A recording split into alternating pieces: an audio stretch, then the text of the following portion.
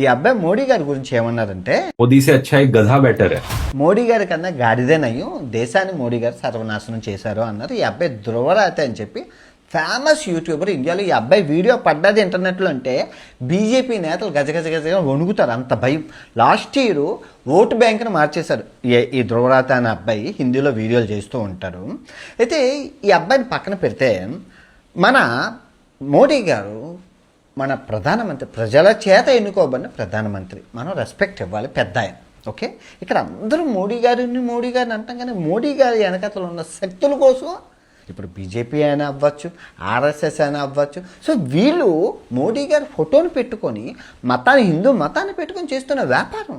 So ఇప్పుడు మనం మోడీ గారిని ఏం లేకపోతే ఇక్కడ దొంగ ప్రజలు 50% దొంగలైతే 50% నేతలు ఉన్నారు. కరెక్ట్గా చెప్తాను, జాగ్రత్తగా వినండి. ఇప్పుడు మనం 3 మతాలు ఉన్నాయి. 3 మతాల్లో చూసుకుంటే మన హిందూ మతం చూసుకుందాం. గుళ్ళు విపరీతంగా కడుతున్నారు. అందులో సగం ఎవరైనా ఎడ్యుకేషన్ బళ్ళు కడుతున్నారా? బళ్ళు ఎవరో కట్టట్లేదు, అందరూ గుళ్ళు కడుతున్నారు. జై శ్రీరామ్. పక్కన ఇంకా మసీదు. మన మన మన ముస్లిం సోదరులకు చూద్దాం, ప్రపంచంలో ఎక్కడా లేనన్ని మన మసీదులు మన ఇండియాలోనే ఉన్నాయి. అందులో సగం బళ్ళు కట్టేసి అందులోని మనం ఎడ్యుకేషన్ నేర్పిస్తే పిల్లలు బాగుంటారు కదా. ఎవరు చేయట్లేదే.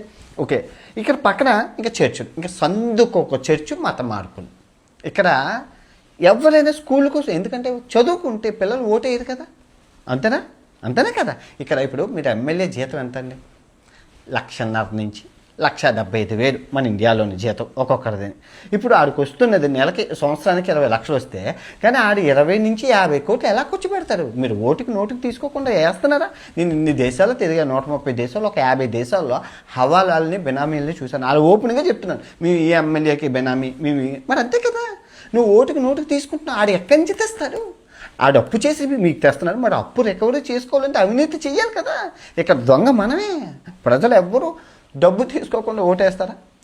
ఓకే, ఫుల్ డీప్ ఇన్ఫర్మేషన్ ఈ ఇంటర్వ్యూ గురించి కానీ, భారతదేశం యొక్క 2026 పరిస్థితులు అంటే 70 సంవత్సరాలు, 200 సంవత్సరాలు పరిపాలించిన బ్రిటిషర్ది తప్ప, 70 సంవత్సరాలు పరిపాలించిన కాంగ్రెస్ ప్రభుత్వానికి తప్ప, 20 సంవత్సరాలు పరిపాలించిన బీజేపీ ప్రభుత్వానికి తప్ప అని ఫుల్ వీడియో పెట్టాను ప్రపంచ యాత్ర ఛానల్లో, చూడండి.